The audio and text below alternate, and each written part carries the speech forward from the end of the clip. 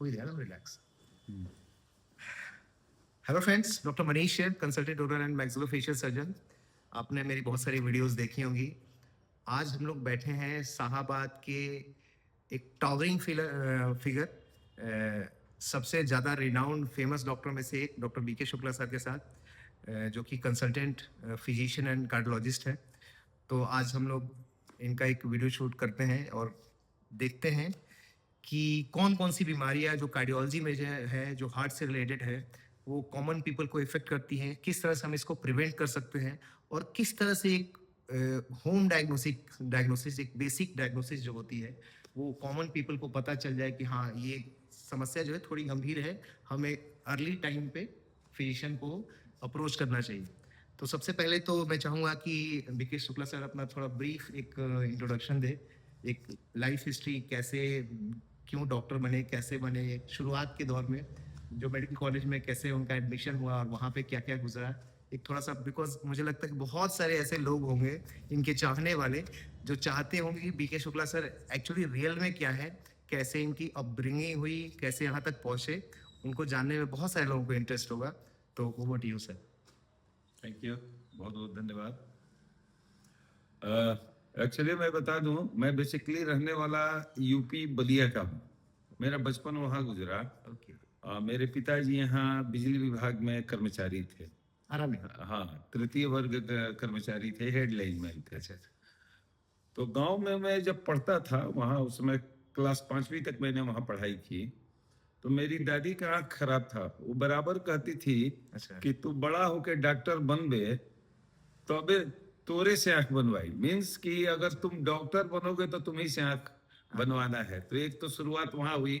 फिर मैं यहाँ आया, यहीं स्कूल में, जिला स्कूल और जैन कॉलेज में शिक्षा दीक्षा हुई। अच्छा। यहाँ जहाँ मैं रहता था, क्योंकि बैकग्राउंड बहुत साधारण था, कोई गाइड करने वाला था नहीं। तो बगल में मेरे एक श्रीवास्तव परिवार जहाँ मैं रहता था, वो लोग बहुत इनकरेजिंग थे अच्छा। और मुझे टिप्स दिया करते थे, क्या करोगे, कैसे पढ़ोगे, किस चीज पर फोकस करोगे। बायोलॉजी उस समय क्लास 7th के बाद ही ले ली जाती थी। अच्छा। डिवीजन वो 10th के बाद नहीं था। अच्छा। 7th क्लास के बाद ही ये डिसाइड हो जाता था कि आप मैथमेटिक्स के विंग में जाएंगे या बायोलॉजी के तरफ जाएंगे। तो ये सब गाइडेंस उन्होंने किया, मैंने तैयारी की, सफलता मिली, मेरा एडमिशन पटना मेडिकल कॉलेज में हो गया। फिर पटना मेडिकल कॉलेज में मैंने अपने साल गुजारे, अच्छे गुजरे। उसके बाद मैंने कुछ एमडी मेडिसिन भी पटना से ही किया, पटना मेडिकल कॉलेज से। और कार्डियोलॉजी में रेजिडेंसी राम मनोहर लोहिया से की। यही एक छोटा सफर है। कई जगह नौकरियां लगी, कई जगह रेलवे ज्वाइन किया, बोकारो स्टील सिटी, डिफेंस। लेकिन मेरा शुरू से ही मन था कि आरा में ही रहकर मैं प्रैक्टिस करूंगा। सौभाग्य से मेरा जॉब भी यही हुआ। अच्छा। सरकारी विभाग में, और आरा में मैंने प्रैक्टिस शुरू की। कार्डियोलॉजी फोकस था। ये मैंने शुरू से देखा है। हाँ। मतलब आरा में प्रैक्टिस करने का कोई बेसिक और ज्यादा, जैसे आप बलिया के थे, वहाँ के नेटिव थे, तो वहाँ भी आपका फैमिली रूट था, तो आप वहाँ भी जा सकते थे। तो ये बड़ी वजह एक जॉब वाली थी या कोई ऐसा? एक्चुअली मेरा सोशल इंटरेक्शन आरा में ही हुआ। वो क्लास 5 के पहले मैं गांव पर था, और गांव में गांव के ही जो थे अपने ही रिलेटिव थे, उनसे मुलाकात होती रहती। लेकिन बड़ा समाज, बड़ी फ्रेंडशिप, बड़ा सर्किल, बड़ा एम्बिशन आरा में ही। और यहाँ मैंने काफी लंबा वक्त गुजारा बचपन का। तो मुझे यहाँ से प्रेम, बहुत ही अगाध प्रेम था। मैं किसी मेट्रो में या बड़े शहर का कभी ख्वाहिशमंद नहीं रहा। नहीं, थैंक यू सर आपके आने से। बिकॉज मैं समझता हूँ, कॉमन लोगों का मुझे नहीं पता, because the way you change everything, आपके जैसे फिजिशियन का होना आरा के लिए एक बहुत बड़ी ब्लेसिंग की बात है। अरे तो ऐसी बात हम लोग अब टॉपिक पे आते हैं कि इतने सालों से आप प्रैक्टिस है, ऑलमोस्ट जहां तक मुझे अंदाजा है लगभग 35 साल के आसपास होने वाले होंगे। जैसे कार्डियोलॉजी में जो मोस्ट कॉमन बीमारियां हैं, हालांकि हर जगह की जरूरी नहीं है, जैसे भी जितने भी बुक्स पढ़ते हैं हम लोग या आर्टिकल्स पढ़ते हैं, तो यूएस में कोई खास बीमारी होगी, कनाडा में कुछ होगी, जर्मनी में बदल सकता है। तो इस लोकेशन के रेस्पेक्ट में हम देखें, बुक्स में तो लिख दिया कि मोस्ट कॉमन डिजीज है, तो चूंकि कोई अमेरिकन राइटर होगा वहां पे, तो वो अपने आर्टिकल और अपने डेटा के हिसाब से उसने किया होगा। बट चूंकि आप शाहाबाद में एक तरह से काफी पुराने और इतने दिनों से प्रैक्टिस करते हैं, तो आपने क्या देखा पिछले 35 सालों में सबसे जो कॉमन बीमारी रही है पिछले 30-35 सालों में जो हार्ट के को इफेक्ट करती है या सर्कुलेटरी सिस्टम को इफेक्ट करती है, वो कौन सी बीमारी है? या ये बहुत इम्पोर्टेंट है। मैं अपने इंडिया और खास करके ना ये बिहार, यूपी, बंगाल इस परिक्षेत्र की बात करूं कंबाइंड विथ इंडिया, तो सबसे कॉमन बीमारी है यहाँ कोरोनरी हार्ट डिजीज, जिसको हम लोग कॉमनली हार्ट अटैक के नाम से जानते हैं। हार्ट अटैक के नाम से उसके बाद आता है वल्वुलर हार्ट डिजीज, जो हार्ट में 4 वाल्व होते हैं, उनमें माइट्रल वाल्व कॉमन होता है, उसका इन्फेक्शन। इसके बाद आता है हार्ट फेलियर, जिसके कई कॉज होते हैं। कार्डियोमायोपैथी आती है, हार्ट मसल का इनहेरेंट वीकनेस या सेकेंडरी कॉज से वीकनेस। और लास्टली आता है एरिथमिया, मतलब जो हार्ट का केबल है उसमें जो प्रवाह की गति, स्पीड और फ्रीक्वेंसी है उसमें परिवर्तन आ जाए, जिसके कारण एट्रियल फिब्रिलेशन, वेंट्रिकुलर टेकिकार्डिया बहुत तेजी गति से हुई तो सेकंड्स में ही काम तमाम हो जाता है, तो ये एरिथमिया बोलते हैं। मोटा मोटी 5 कैटेगरी है। और छठी है जो कि एडल्ट और बच्चों में जब डिटेक्ट हो तब कहते हैं कंजेनाइटल हार्ट डिजीज। जन्मजात होती है, लेकिन कई ऐसे केस होते हैं कि पहली बार 50, 55 या इवन 60 साल की उम्र में पता चलता है कि हमको जन्मजात एक बीमारी भी है हार्ट में, क्योंकि उससे बहुत तकलीफ लेट एज में ही जाके होती है, कभी कभी अर्ली भी होता है, कभी कभी लेट। तो मोटा मोटी यही ब्रॉड कैटेगरी है। इसमें थोड़ा बहुत आगे पीछे जिस सीक्वेंस में मैंने बोला है वही है, लेकिन परिवर्तन होते गया है डेवलपमेंट के साथ। तो जैसे कि हम लोग बोलते हैं मायोकार्डियल इन्फेक्शन, जिसमें तो ये जो इन्फेक्शन होता है इसका सबसे बड़ा कॉज क्या होता है आपकी नजर में? मायोकार्डियल इन्फेक्शन जो है ये हाँ ये कई कारणों का मिला जुला अंतिम नतीजा है। अच्छा, मायोकार्डियल इन्फेक्शन को ही हार्ट अटैक बोलते हैं? हाँ, तो हार्ट अटैक का सबसे बड़ा कारण क्या है? हार्ट अटैक का सबसे पहले मूल कारण क्या है?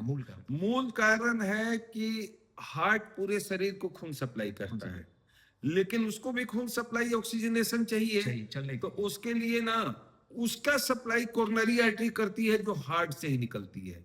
मजा है कि पूरा शरीर जब हार्ट पंप करता है तब ब्लड जाता है, और कोरोनरी आर्टरी जब हार्ट रिलैक्स करता है तब उसका ब्लड सप्लाई आता है। इन्हीं में से किसी एक आर्टरी का कंप्लीट ब्लॉकेज होने से एक पोर्शन काम करना सडनली बंद करता है और दर्द वगैरह होता है, उसको हार्ट अटैक बोलते हैं। तो मतलब इसका सबसे मेन कारण क्या है? मैं ये जानना चाह रहा हूँ कि कोरोनरी आर्टरी जो डिजीज होती है इसका सबसे मेन कारण कोई हैबिट से लिंक हो या किसी और चीज से लिंक हो? मैं बताता हूँ कारण। एक तो ऑन साइट कारण क्या है? साइट कारण है कि उसमें कोई क्लॉट, प्लेक या थ्रोम्बस जाके सडनली ब्लॉक कर दे। दूसरा है कि ग्रेजुअली ब्लॉक कर दे। दोनों के 2 कारण होते हैं। मोस्ट कॉमन है ग्रेजुअली ब्लॉक होना, जैसे कि आपके यहाँ वाटर लाइन, पाइपलाइन सप्लाई है पूरे शहर में या घर में। आप आमतौर पर देखते होंगे 1-2 साल के बाद पाइप से फ्लो धीरे धीरे कम होने लगता है, या कभी कभी बंद होता है तो आप पाइप साफ करवाते हैं या चेंज करते हैं, उसमें कैल्शियम डिपॉजिट, मिनरल, बहुत सारे चीज मिलते हैं। हमारे कोरोनरी आर्टरी जो हार्ट को सप्लाई करती है उनके साथ भी यही होता है। उनमें धीरे धीरे समझिए कि जो गड़बड़ चीजें हैं वो एथेरोस्क्लेरोसिस एक प्रोसेस है जो एक नली के अंदर ग्रेजुअली धीरे धीरे कचरा जमा करता है, जिसको प्लेक्स बोलते हैं। और एक क्रिटिकल फेज आता है 70-80% से ऊपर कि कोई सडन कारण से प्लेक रप्चर करता है, अब ब्लॉक कर देता है, अटैक हो जाता है। अब इसके बनने के कारण एक तो ग्रेजुअल है, थोड़ा बहुत उम्र के साथ सबको होगा, लेकिन तेजी से किन में होगा? तेजी से उनमें होगा।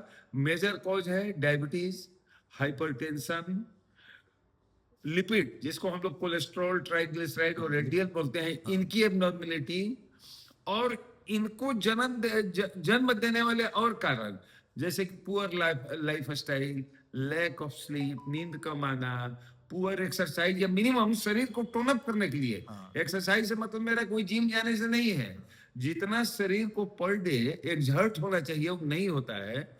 ये चीजें हुई, अल्कोहल हुआ, टोबैको हुआ, रिक्रिएशनल ड्रग हुआ, ये फ्लेम देते हैं, ऐड ऑन कर देते हैं। हाँ, मतलब कि 3 चीज है, physical activity, mental activity, stress हो, स्ट्रेस हो, तनाव हो किसी और कारण से, या लैक ऑफ स्लीप हो, ये फिजिकल हुआ। Physical conditioning, lack of exercise, bad habit, वो चीजें जो आपको कभी नहीं लेनी चाहिए, जैसे दारू हुआ, टोबैको हुआ, अल्कोहल हुआ, रिक्रिएशनल ड्रग हुआ, और वो चीजें जिन्हें ना कम मात्रा में खानी चाहिए, खानी जरूर चाहिए कम मात्रा में, जैसे कि डीप फ्राइड फूड हुआ, जंक फूड हुआ जिसमें ट्रांस फैट होते हैं, और हाई सॉल्ट डाइट हुआ, शुगर हुआ, ये सब मिलजुल करके इस प्रोसेस को टेम्पो देती हैं, और एंड रिजल्ट होता है ब्लॉकेज। ब्लॉकेज। तो मतलब कहना है कि लाइफस्टाइल अगर हम इम्प्रूव करते हैं, हाँ। अच्छा डाइट लेते हैं, अच्छी हैबिट लेते हैं, थोड़ा एक्सरसाइज करते हैं, एक्सरसाइज नॉट इन सेंस की जिमिंग करते हैं, एक सेडेंटरी लाइफस्टाइल से हटके थोड़ा सा वॉकिंग करते हैं, कुछ ब्रिक वॉकिंग करते हैं, ब्रिक्स वॉकिंग कर लेते हैं, हाँ, हाँ, तो उससे इन चीजों को इम्प्रूव। अच्छा, एक योगा का इसमें कोई रोल देखते हैं क्या? मैं वही बताता हूँ। मैंने आपको 5 फैक्टर बताया। शरीर के लिए 3 चीज, भगवान ने शरीर के हर अंग, आंख, नाक, मुंह, कान, सेंसेस के अलावा बनाया है कि इसमें डेली मूवमेंट होना चाहिए। दुर्भाग्य से हमारी लाइफ स्टाइल ऐसी बन गई है कि 10 घंटा चेयर पर बैठे हैं, 6 घंटा चेयर पर बैठे हैं। आपको स्टैंड होना जरूरी है, चलना जरूरी है, हर अंग को हिलाना जरूरी है। एक्सरसाइज का यही पर्पस है। दूसरा है प्रॉपर स्लीप। आपके बॉडी का पूरा रिपेयर जो डैमेज हो गया है, स्लीप में होता है। 7 से 8 घंटा स्लीप। स्लीप के बावजूद भी जो आप पर स्ट्रेस फैक्टर है, चाहे जॉब का हो, चाहे फिनेंस का हो, चाहे फैमिली का हो, चाहे समाज से हो, इसके लिए योगा एंड मेडिटेशन है। ये मेंटल एक्सरसाइज हुआ, वो फिजिकल एक्सरसाइज हुआ। एक्सरसाइज 2 तरह के हो गए, mental relaxation. Physical relaxation sleep से मिल जाएगा, लेकिन नींद में भी आप सपना देखते रहेंगे, बेचैन रहेंगे, करवट बदलते रहेंगे, उसके लिए योगा और मेडिटेशन है। Food habit and bad habit. Bad habit जिनको नहीं करना है, एक्सेस, अल्कोहल हुआ, टोबैको हुआ, स्मोकिंग हुआ, चाहे और भी जो चीजें हुई। और दूसरा चीज है कि जिसको मॉडरेशन में लेना है, डीप फ्राइड सामान हुआ, कम खाना है, heavy sugar, heavy carbs, heavy salt, salty material कम अमाउंट में लेना है। यही लेकिन जैसे कि मायोकार्डियल इन्फेक्शन जो है, ये एक ऐसी बीमारी है, मतलब हार्ट अटैक की बात कर रहे हैं हम लोग, कि इसमें बहुत लिमिटेड टाइम मिलता है पेशेंट्स को। समटाइम मेजॉरिटी ऑफ टाइम आपको घंटों समय मिलता है कि आप डायग्नोज हो और प्रॉपर ट्रीटमेंट करें। लेकिन मान लीजिए कई बार ऐसा होता है कि नाइट टाइम में हुआ, कोई पेरीफेरी में, यानी कि दूर आरा से 30-40 किलोमीटर दूर है वो पेशेंट, और उसको आने में टाइम लग गया, और बाई द टाइम आरा में कोई बहुत एडवांस सेंटर भी नहीं है इस चीज़ को इंटरवेन करने के लिए। कई बार जो एनेस्थीसिया के डॉक्टर होते हैं वो लोग टेकअप करते हैं, और वो लोग भी बहुत ज़्यादा क्रिटिकल केस में टेकअप करने में डरते हैं।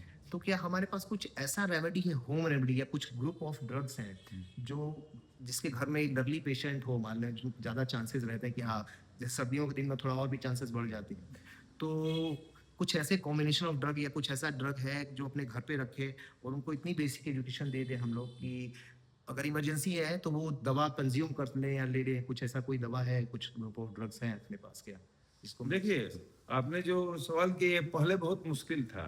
पहली बात की इसकी पहचान करना। पहचान तो पहचान डॉक्टर नहीं, कुछ रेड फ्लैग साइन है जो रोगी पहचान सकता है कि हमको न संभवतः कार्डियक प्रॉब्लम। ये बात ध्यान से सुनिएगा, डॉक्टर साहब जो बता रहे हैं कि आप लोग खुद कैसे पहचान पाओगे क्या रेड फ्लैग साइन से, कि आपको ये पता चले कि हाँ मेरे को हार्ट अटैक आ रहा है, उसको ऑरा, यह संभावना है, उसको ऑरा बोलते हैं, कुछ है, कुछ जो साइन सिम्टम आने लगते हैं, तो आपको ये देख के लगेगा कि ये चीज होने वाली है। तो ध्यान से सुनिएगा सर की बातें, सर प्लीज। देखिए, पहले मैं बताना चाहता हूं कि हार्ट अटैक का जो क्लासिकल साइन है, जो कि 20-25-30% केस में होता है, चेस्ट पेन। चेस्ट पेन कहाँ? चेस्ट पेन लेफ्ट साइड में यूजुअली, लेकिन ये दोनों तरफ हो सकता है। 90% लेफ्ट साइड, 10% बोथ साइड या राइट साइड। इसलिए ये कंफ्यूज मत कीजिएगा कि लेफ्ट साइड ही है तो चेस्ट पेन है। बहुत इंपॉर्टेंट चीज बताइए। और ये पेन हाथ में जाएगा, गर्दन में जाएगा, जबड़ा में जाएगा, और नीचे नाभि के ऊपर तक जाए, इतना दूर तक जा सकता है। मतलब नाभि से लेकर कान तक एक ऐसा दर्द हो जो 5-10 मिनट तक हल्का या तेज बराबर हो, सीना भारी लगे, उसके साथ बिना गर्मी के, बिना मेहनत के ना तेजी से पसीना होने लगे, हरा हरा पसीना जिसको हम डायफोरेसिस बोलते हैं, और अनइजीनेस बने, और ये 5 से 10 मिनट परसिस्ट करे, 1-2 सेकंड या 5 सेकंड के लिए नहीं, परसिस्ट करे, तो सस्पेक्ट कीजिए हार्ट डिजीज है। इसका सस्पिशन और बढ़ जाता है अगर आपको डायबिटीज या हाइपरटेंशन दोनों में से कोई है। हाइपरटेंशन मतलब हाई ब्लड प्रेशर। हाँ, हाई ब्लड प्रेशर, अगर दोनों में से कोई है और ये सिम्टम है। अब डायबिटीज में एक और खतरा है, जिनको लंबी डायबिटीज है उनमें पेन होता ही नहीं है 20% केस में। तो उनको क्या होगा, अचानक बहुत कमजोरी होगी और पसीना होगा, इस बात को ध्यान से सुनिए, और या पेट के पास भारीपन होगा। आप मोस्टली लोग इसको गैस मान करके धुआंधार दवाई जो पेंटाप्राजोल, डाइजीन जेल ये सब लेते रहते हैं। खैर ले, उसके लिए मना नहीं है, लेकिन अगर इसके साथ पसीना और कमजोरी है, काफी कमजोरी, गैस से अचानक कमजोरी नहीं हो जाएगी है, और 10 मिनट के अंदर 15 मिनट के अंदर आराम नहीं होता है, आप समझिए कि हमको कार्डियक प्रॉब्लम है, खास करके तब जब कि आप 10 साल 8 साल पुराने डायबिटीज हो। मतलब हार्ट अटैक का जो पेन है वो लिंगर ऑन करता है, लंबे समय तक रहता है। नहीं होता है इसमें, यह बहुत कम होता है। रीजन है कि पेन का जो फाइबर है डायबिटीज डिस्ट्रॉय कर देता है, पेन का सेंसेशन जिसको ऑटोनोमिक न्यूरोपैथी बोलते हैं। हाँ। तीसरा पहचान कि ये जितना पेन है कहीं भी दबाएंगे तो दर्द नहीं बढ़ेगा, चलेंगे तो दर्द बढ़ेगा, दबाएंगे छुएंगे तो कुछ आराम भी महसूस हो सकता है, दर्द नहीं बढ़ेगा। इट मीन्स कि ये मसल का पेन नहीं है, लोकल मसल का। और ये दर्द ना आप एक उंगली से लोकलाइज नहीं कर सकते हैं, आप खुद फील करेंगे तो हाथ से फील होगा कि यहाँ पर है, यहाँ पर है, Diffuse pain। यहाँ पर है, मैं लोकलाइज नहीं कर सकते हैं। अगर उंगली से एक खास पॉइंट पर पेन मिलता है तो 90% चांस है कि वो हार्ट का पेन नहीं है, हार्ट से रिलेटेड नहीं है। तो ये जरूरी है, पसीना, कमजोरी, दर्द, और कहां से कहां तक, सिर्फ गर्दन और कान में ही दर्द है और पसीना हो रहा है, तब भी आपको सोचना है कि ये हो सकता है। अगर 10-15 मिनट में नहीं आराम होता है, क्षण भर कुछ सेकंड्स के लिए होता है तो हार्ट अटैक नहीं है, लेकिन 5-10 मिनट के ऊपर कंटिन्यू करता है तो हार्ट अटैक हो सकता है, कंफर्म नहीं है। हो सकता है। दवाओं के बारे में हम लोग बात कर रहे थे कि क्या कुछ होम रेमेडी, कुछ मेडिसिन भी दे देखिए, सकते हैं? बात कर सकते हैं। अब सिचुएशन अलग है। होम रेमेडी में ये एंजाइना नहीं है कि एक दवा चूसेंगे तो ये रेमेडी वो होती है कि सिम्टोमेटिक रिलीफ अलग चीज होती है कि दर्द कैसे कम दर्द हो। कैसे कम? लेकिन खतरा तो बना हुआ है, आपने दर्द कम कर लिया, और टाइम इज मसल कहा जाता है, टाइम इज हार्ट। जितना देर आप सही सेंटर पहुंचने में लगाएंगे, आपका हार्ट धीरे धीरे, जो कि खून की कमी से लड़ रहा है, वो पोर्शन डेड होना चालू हो जाएगा, जिसको नेक्रोसिस बोलते हैं। और एक बार वो डैमेज हो गया तो नहीं बनेगा। तो गोल्डन आवर हम लोग बोलते हैं कि 4 घंटा, 3 से 4 घंटा के भीतर कोई बढ़िया सेंटर जहां थ्रोम्बोलाइसिस हो, आरा में थ्रोम्बोलाइसिस हो जाता है, कनेक्टिविटी है, भोजपुर जिले के किसी कोने से आरा में आप पहुंच जाएंगे। जो लोग कार्डियोलॉजी क्लिनिक चलाते हैं, जैसे यहाँ बहुत सारे सेंटर हैं, डॉक्टर जयमीत अंकुर भी थ्रोम्बोलाइसिस करते हैं, मैं नहीं करता हूँ, और लोग भी करते हैं, डॉक्टर टीपी सिंह के यहाँ होता है, डॉक्टर के एन सिन्हा करते हैं, बहुत लोग यहाँ करते हैं। तो एटलीस्ट थ्रोम्बोलाइसिस से आपका मसल डैमेज होने से बच जाएगा। और बड़ा काम के लिए फिर आपको 24 घंटा मिलता है, जिसको हम लोग एंजियोप्लास्टी बोलते हैं, जिसमें टोटल बंद ही नहीं होगा, क्लॉट को निकाल दिया जाता है एंजियोप्लास्टी में, तो आगे खतरा टल जाता है। उसके लिए आपके पास 24 घंटा समय होता है। तो यहाँ थ्रोम्बोलाइसिस कराइए, अगले 2-3 घंटे में पटना पहुंचिए, सारा काम हो गया। और कनेक्टिविटी आजकल भोजपुर जिले में कहीं से भी 1 घंटे किसी समय, हम मैक्सिमम समय लेते हैं 2 घंटे में पहुंच जाएंगे।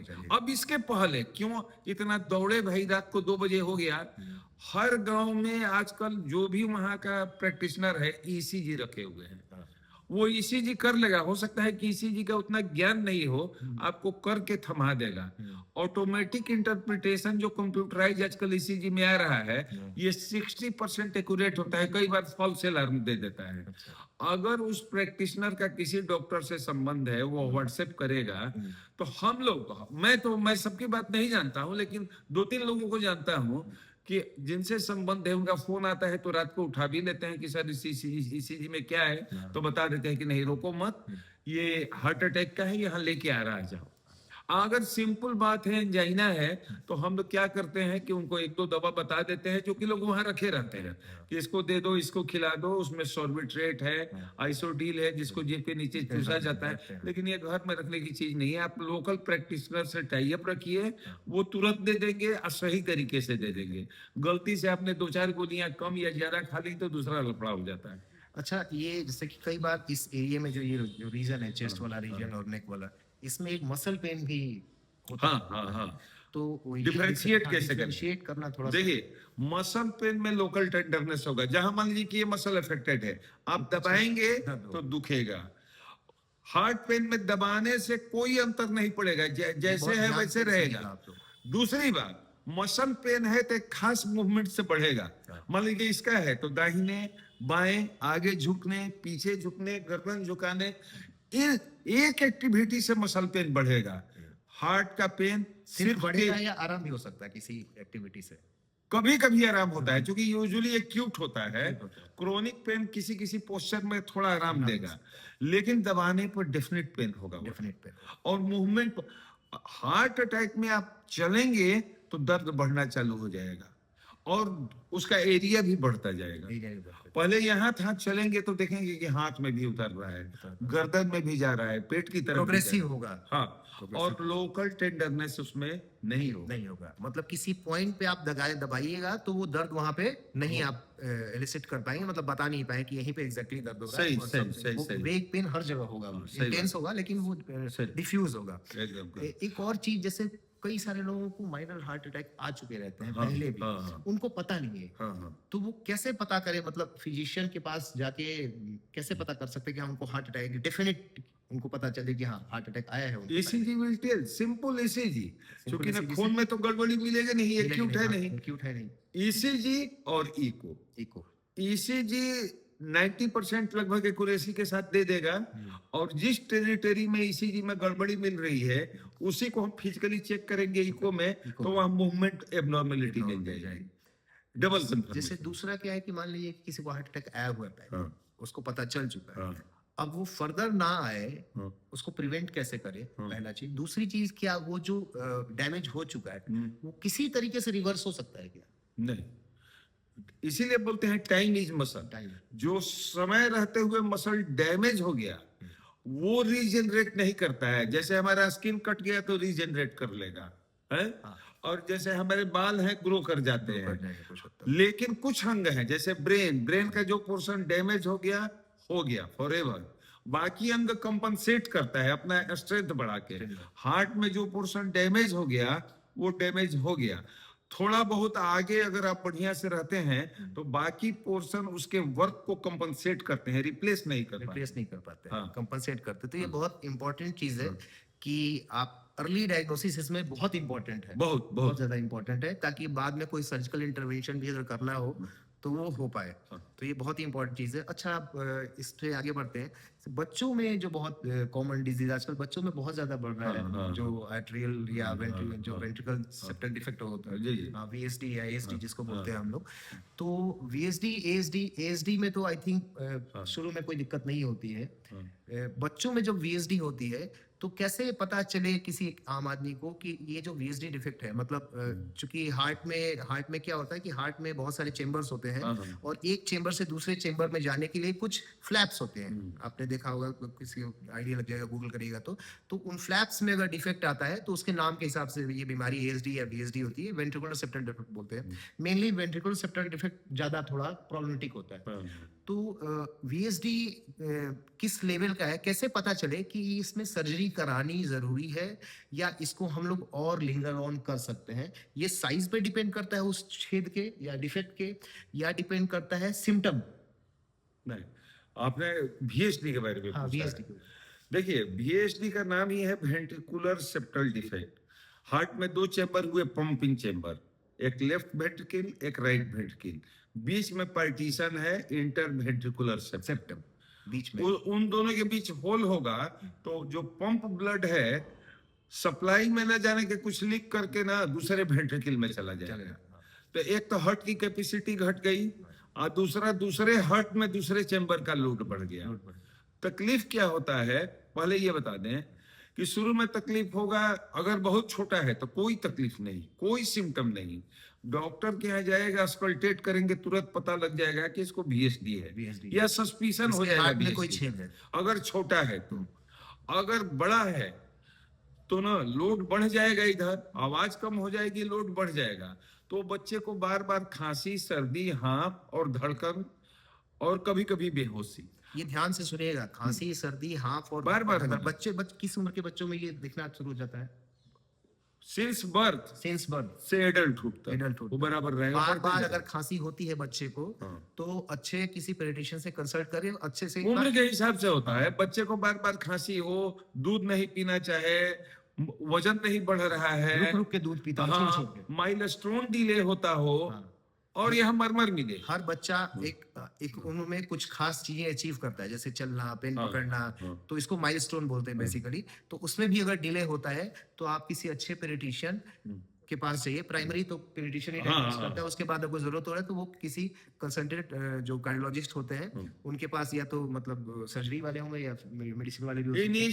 इनिशियली इवैल्यूएशन होता है, Evaluation होता है। पेडिट्रिशियन के पास आए या फिजिशियन के पास आए, इवैल्यूएशन का दो पार्ट है। एक तो है मोस्ट इंपॉर्टेंट, आपका फिजिकल असेसमेंट है, मरमर है, क्वालिटी क्या है, कहाँ है, इसके आधार पर एक आइडिया फॉर्म होता है, कंफर्म हो जाता है इकोकार्डियोग्राफी से और ईसीजी से। ईसीजी से समझिए 50% आइडिया लग जाता है, इको से वो तो 100%। विजुअल दिखता हाँ, है, हाँ। टीवी पे दिखता है वो तो। अब प्लानिंग है कि इसका ऑपरेशन कब करे, ये डिपेंड करता है कि एक्सटेंट ऑफ लीजन क्या है। बहुत छोटा VSD, बहुत छोटा छेद। हाँ, जिसमें आवाज काफी होगी, जिसको रेस्ट्रिक्टिव बोलते हैं, हाँ।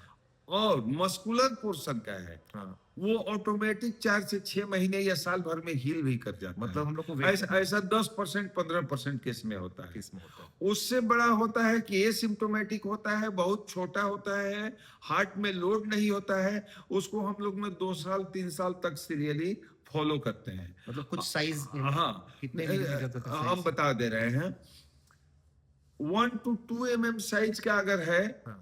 और रेस्ट्रिक्टिव है तो इसको फॉलो करते हैं। 1 mm से नीचे का हिल कर जाता Heal है, कर जाता है। और इससे बड़ा है तो फॉलो करते हैं।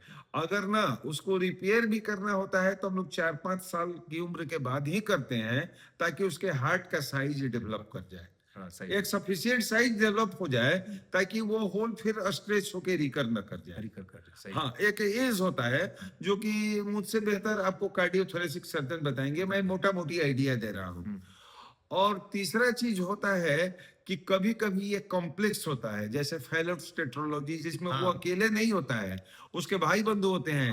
ASD भी होता है उसमें ना आगे थोड़ा सा पल्मोनरी स्टेनोसिस एक जगह और ब्लॉक होता है। तो ये 2-3 जो कॉम्प्लेक्स होते हैं, ये डिपेंड करता है कि इनको जितना जल्दी हो सके इनको रिपेयर किया जाए, क्योंकि उम्र के साथ हार्ट की कंडीशन और बिगड़ती जाएगी। जैसे मान लीजिए किसी का अक्सर मैंने देखा बहुत सारे मरीजों में 3-4 mm का भी डिफेक्ट होता है। हाँ, हाँ, हाँ।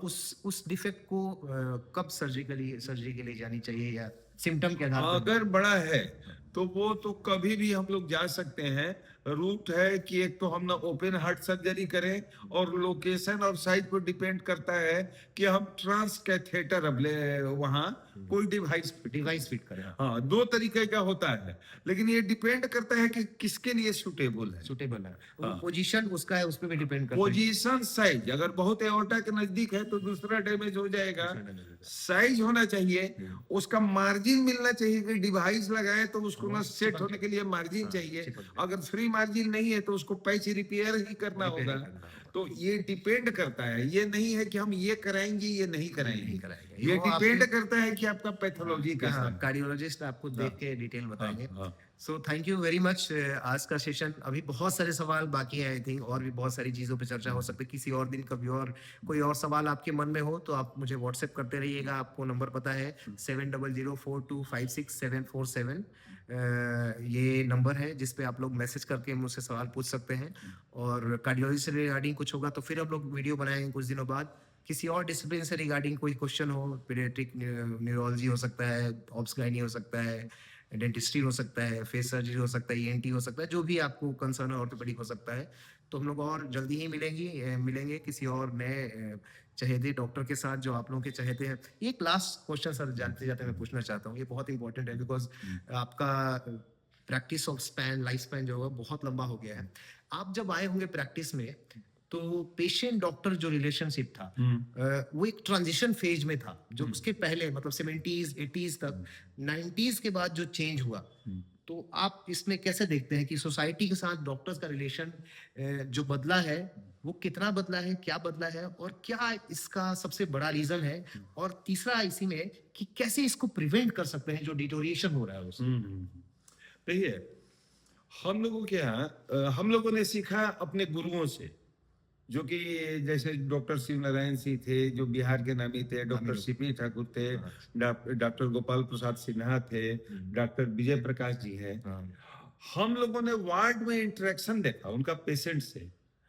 वो लोग ये भी याद रखते थे कि इनके कितने बाल बच्चे हैं, 2-3 छोटी छोटी बातें जो पर्सनल है, जो पर्सनल या इनके बच्चे की हाल में शादी हुई है, उस चीजों को वो लोग बार बार रिवाइज किया करते थे, सो दैट कि रोगी को लगे कि यार मेरे बारे में ये कुछ न डीपर नॉलेज रखते हैं, जुड़ाव फील, कंसर्न है मुझसे, जुड़ाव महसूस कर रहे हैं। देखिए 3 बातें मैंने प्रैक्टिस में उसके बाद अपने ढंग से इम्प्रोवाइज किया, और मैं कारण बताऊंगा कि आजकल 2 तरह के डॉक्टर हैं।